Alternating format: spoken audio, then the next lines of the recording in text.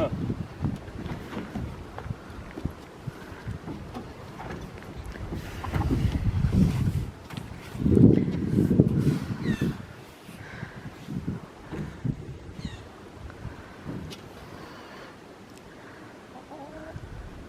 You think it's a good idea to just push it off of here?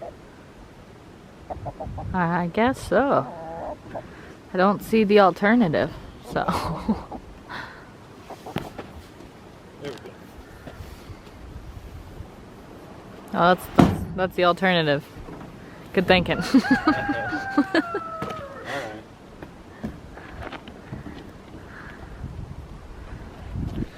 Okay, first thing is the dam and spring development I was working on the other day.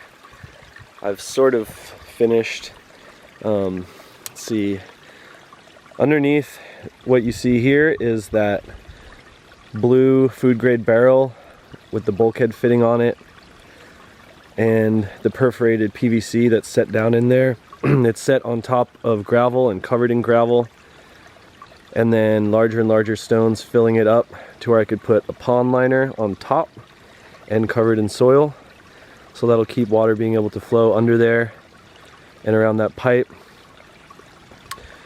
And then I could cover it up, make it look a bit nicer, and then dirt and all kinds of other stuff won't get in there.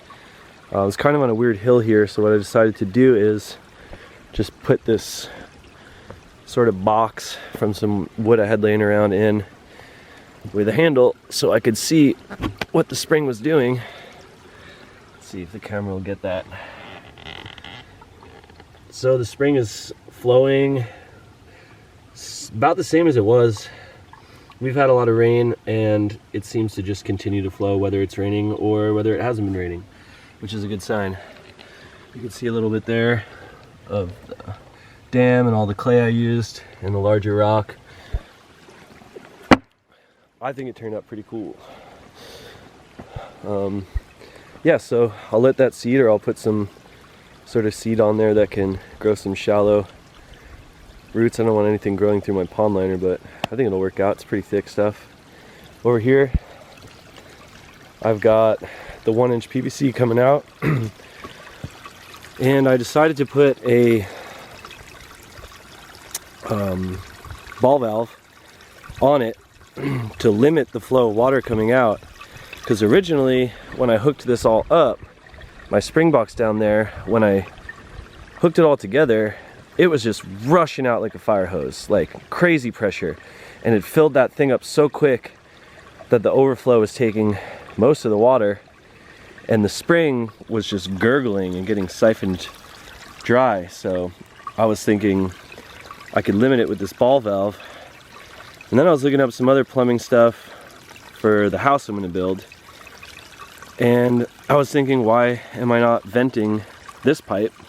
Because you wind up with pressure in there that sucks the whole thing dry. So I just came in with a T, put a little vent here above the level of where the water sits in the spring, and as soon as I put that on, all of the water flow through the whole system evened out, and it's just on gravity and not shooting out like a fire hose anymore. There's a pretty dang good stream of water coming out of there, and it hasn't stopped in, well, I guess it's been nearly a couple weeks I've been on this. It just flows out, so that's great news. I'm gonna hook this all up today and bury this back in. All right, so to explain this whole system and how it works is what I've got going is the spring here, sending water down through this pipe, vent, ball valve. That ball valve will help me because when I want to clean out my spring box, I can just come over here and shut off the water flow. That way I'm not getting a whole flood down over here. Water comes down underground, and I did another video where I explained pretty much in depth how to build this spring box I built, but I'll show it to you. So basically what you got is water in, and then the water out is got a filter and some mesh screen I put on there. When the water level gets up, it comes through there and sends it down to the main holding tank. And this is an overflow for if there's too much water coming into here, I don't get a flood in this area. The overflow goes right back to where the Spring Creek flows. And I tested that all out. It's working great. I didn't dig any of this deep enough to keep it from freezing. The whole point of this system is that the water will never stop flowing throughout the whole thing. So none of this has to be under the ground at all, but for the sake of being able to walk over it and drive over it with the ATV,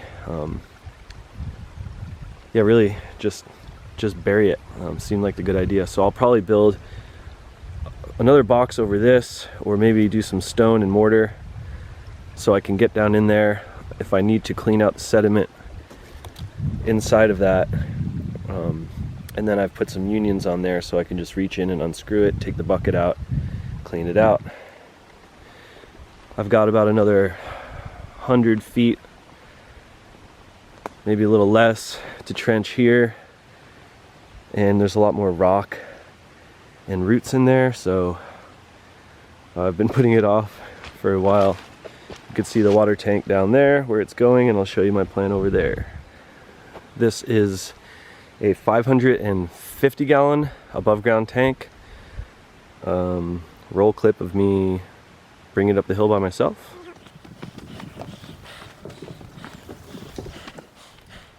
The plan is to take this water line up out of the ground and pipe it into the top of this tank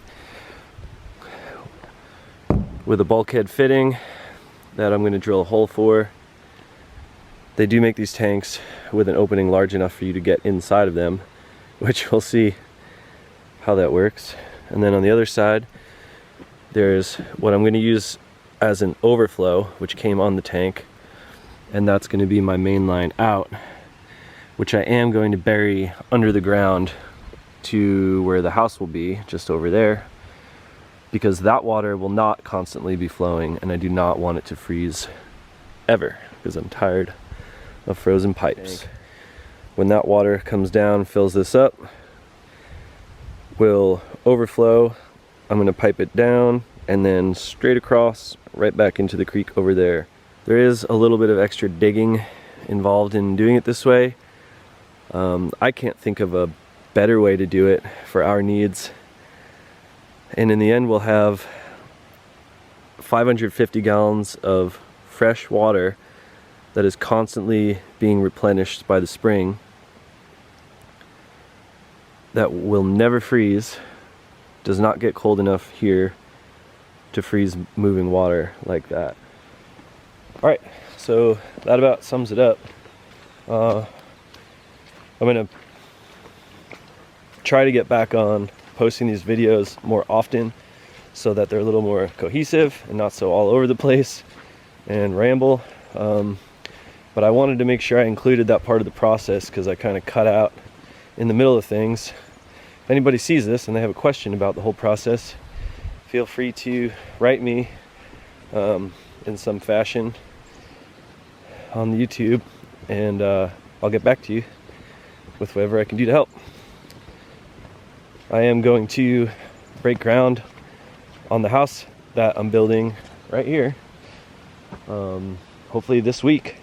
I'm going to be documenting that entire process, and I'm going to continue to document the entire water system from the spring to the basement of the house to how it gets pressurized and used in the rest of the house, filtered, everything like that. So if you're interested in doing something like that,